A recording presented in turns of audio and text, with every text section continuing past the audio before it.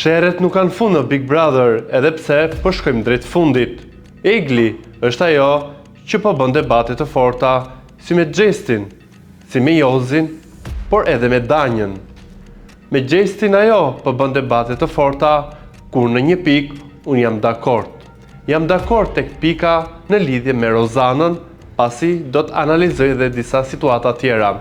Ishte Rozana ajo që në prajmin e shkuar tregoj dhe tentoj që ta nxirrte Gjestin si një ngacmues seksual. Nuk është hera parë që Rozana bën këtë gjë për nubin e saj të dashur që tani më e ka armik. Edhe kur ishte Ola, ajo i propozoi Olës që t'u zhvishte, ose më saktë, që të qëndronte e veshur me ricipeta dhe kur Gjesti t'i hiqte jorganit, ta bënte me të madhe dhe ta quante si një ngacmues seksual. Ja pra, këta janë miqt brenda shtëpisë së Big Brotherit. Nga ana tjetër, Egli vijon të sjell situata nga jashtë brenda shtëpisë. Më e freskëta është tregimi që ajo i tha Gjestit që prindit e mi nuk kanë urrëtie për ty.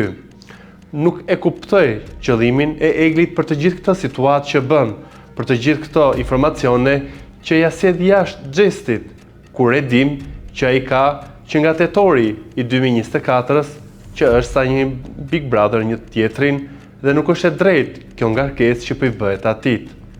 Nga ana tjetër, Gjesti është ai që i nxjerr her pas here bisedat që ata kanë të dy dhe janë nxjerr përballë shtëpisë, kur tani më dihet që në luftë janë të gjithë për një vend në finale.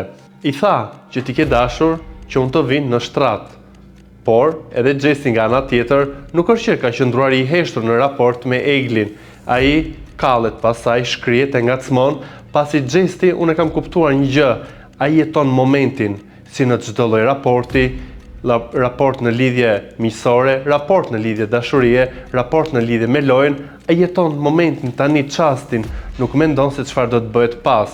Nga ana tjetër, një deklarat ose më saktë një video është bërë virale në rrjetet sociale.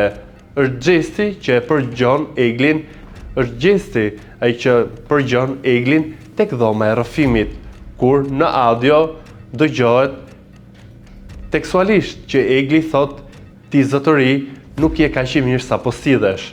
Edhe të gjithë menduan që kjo është për Gjestin, por jo, këtë qëndrim me sa unë shoh, Egli e ka për Jozin, pasi sot pati një debat të ashpër duke i thënë që nga kjo shtëpi do të nxjerr unë ty.